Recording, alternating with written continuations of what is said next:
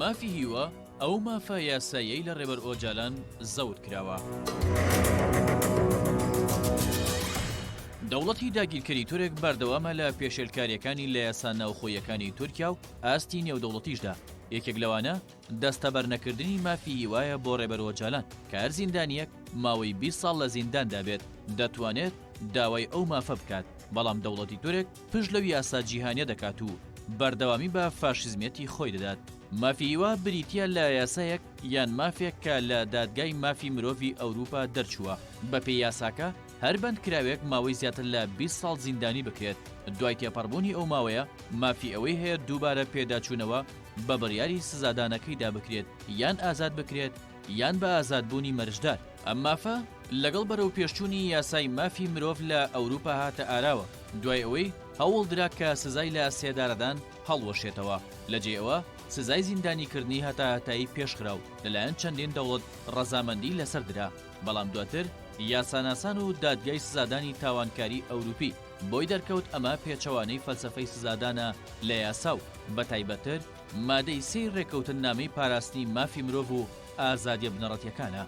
لە مادەی سێدا ئاماژە بۆ کراوە کە نابێ هیچ کەسێک سزایەک یان ئەشکەنجەیەک بدرێت کە ببێتە هۆی لە شکۆدانی مرۆیی کەسەکە، بەو پێش کە ئامانج لە سزادان بریتە لە چاکسازی لە کەسایەتی تاوانبار یان تا بتوانێت بگەڕێتەوە ناو کۆمەڵگا. بۆیە زیندانی مافی ئەوەی هەیە کە هیوای هەبێت و دوای تەواوکردنی 20 ساڵەکە ئازاد بکرێت. ئەگەر شیکردنەوە و خوێندنەوەیەکی یاسایی بۆ کەیسی ڕێبەر ئۆجالان بکەین، دەبینین هەر لە خاڵی دەستپێک کە بە دیلگرتنی جەستەیی دەست پێ دەکات تا دادگای ڕواڵەتی و سیستەمی زیندانی ئیمڕاڵی و ڕێگری لە دیداری لەگەڵ پارێزەر و کەسوکارەکەی و سودمەند نەبوون لە مافی هەبوونی هیوا سەرجەمیان پێشێلکاری یاسایی نێودەوڵەتی و ناوخۆیەکانی تورکیان. ئەمە لە کاتێکدایە ڕێبەر ئۆجالان بە تاوانی تیرۆت لەلایەن دەوڵەتی تورکەوە دادگایی ڕواڵەتی کراوە کە ئەمەش بابەتێکی لاستیکیە، واتە بە تەواوی دەتوانرێت بەپێی بەرژەوەندی دەستێوەردانی تێدا بکرێت. ئەو کردەوەیە لە تورکیا بە تیرۆر دادنرێت، ئەکرێت لە وڵاتێکی دیکە تاوان نەبێت. هەروەها بۆ خۆپەڕاندنەوە لە مادەی 2 لە ڕێکەوتنامەی مافی مرۆڤ و پاراستنی ئازادە بنەڕەتیەکانە کە دەڵێت ئەرکی یاسا پاراستنی مرۆڤە نەک ئەوەی ستەمی لێ بکات. لە ساڵی 2003 دوای تێپەڕبوونی 3 ساڵ و نیو بەسەر ڕفاندنی ڕێبەر ئۆجالان یاسادانەری تورکیا گۆڕانکاری لە دەقی مادەکانی دەکات و بە جۆرێک کە تاوانی تیرۆریستی و تێکدانی ئاسایشی وڵات بە هیچ جۆرێک لێخۆشبوونی گشتی و ئازادکردنی مەرجدار نەیگرێتەوە. هەروەها پارێزەرەکانی ڕێبەر ئۆجالان لە ساڵی 2003دا داواکاریەکیان پێشکەش بە دادگای مافی مرۆڤی ئەوروپی کرد. لە ساڵی 2014 وەڵامی داواکاریەکان درایەوە و لیژنەیەک لە ناو دادگاکە پێکهێنرا بۆ پێداچوونەوە بە یاساکانی تورکیا و بەکارهێنانی مافی هەبوونی هیوا بە ڕێبەر ئۆجالان.